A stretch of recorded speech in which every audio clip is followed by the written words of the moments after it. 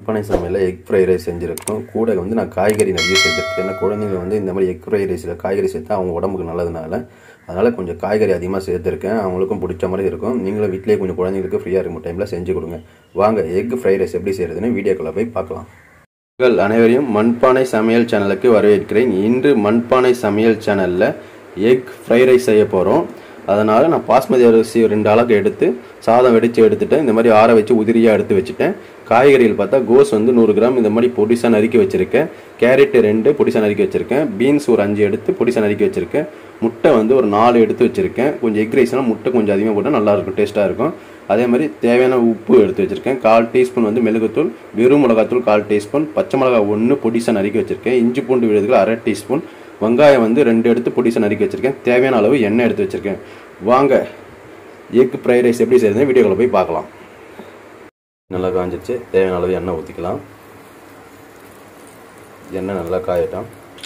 எண்ணெய் நல்லா காஞ்சிச்சு. பச்சை மிளகா போட்டுக்கலாம்.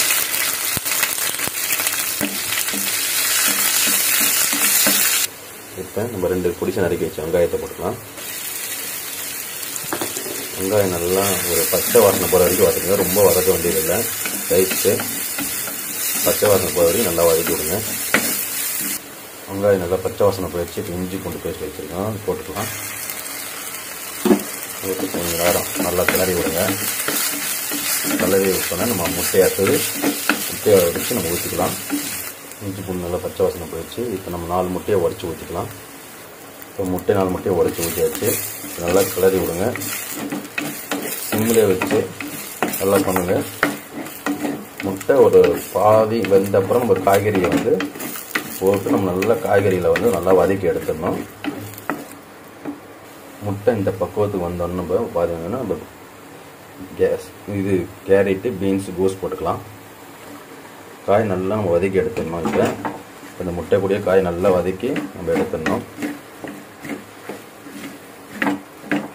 செம்முலேயே வச்சு காயை வதக்குங்க. காய் நல்லா வதக்கட்டும். அதுக்கப்புறம் நம்ம பாஸ்மதி அரிசி போட்டுக்கலாம். சாப்பாடு வெடித்து வச்சுருக்கோம்ல, இந்த மாதிரி கலரி விடுங்க. நல்லா காய் 4 பக்கம் கலரி விட்டால் இந்த காய் வந்து ஒரு பாதி வேக்காடு நல்லா வெந்துடும். அப்புறம் நம்ம சாப்பாடு வெடித்து வச்சுருக்கோம் பாஸ்மதி அரிசி போட்டு நம்ம கலந்துடலாம்.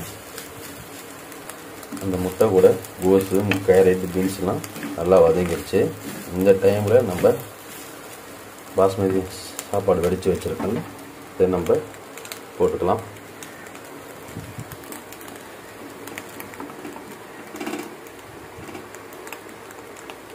கலர்றதுக்கு முன்னாடி நம்ம வச்சுருக்கிற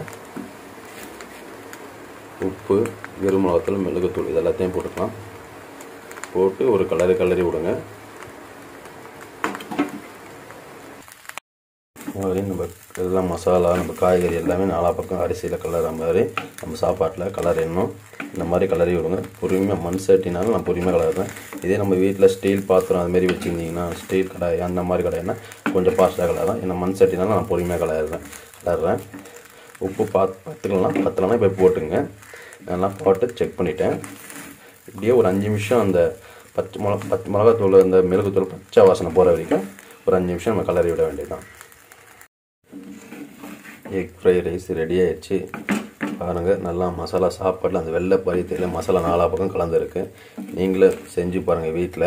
பாருங்கள், அரிசியெல்லாம் உதிரி மாதிரி அப்படியே இருக்குது பாருங்கள் எக் ஃப்ரை ரைஸில். அதனால் நீங்களும் வீட்டில் செஞ்சு பாருங்கள். செஞ்சு பார்த்துட்டு மறக்காமல் கமெண்ட் பாக்ஸில் பதில் போடுங்க, ஷேர் பண்ணுங்கள், லைக் பண்ணுங்கள். எல்லோருக்கும் மனமார்ந்த நன்றிகள்.